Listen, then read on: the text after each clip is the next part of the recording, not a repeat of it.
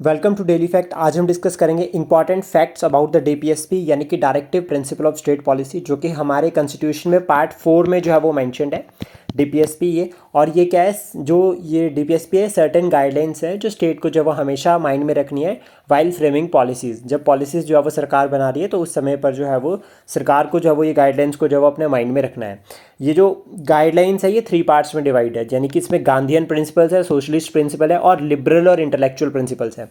इसके बाद यहाँ पर अगर हम बात करें, ये जो गाइडलाइंस है ये कंस्टिट्यूट करती है very comprehensive social economic and political programmes, यानी कि वेलफेयर में हम क्या इंक्लूड कर रहे हैं, social welfare, economic welfare, political welfare.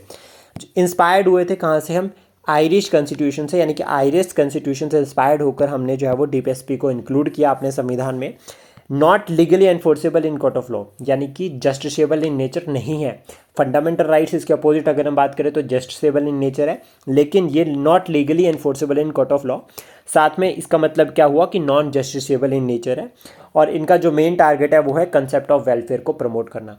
आपको बताना है कि जो यूनिफॉर्म सिविल कोड है वो कौन से डीपीएसपी में जो है वो मेंशन्ड है, यानी कि डीपीएसपी के किस आर्टिकल में जो है वो आपका यूनिफॉर्म सिविल कोड मेंशन है, एक ये। दूसरा आपको बताना है कि जो कॉटेज इंडस्ट्रीज़ है वो कौन से अमेंडमेंट से जो है वो इंट्रोड्यूस हुई थी डीपीएसपी में। आई होप ये इनिशिएटिव आपको अच्छा लगा हो। Please support, share and subscribe daily fact. Thank you for today.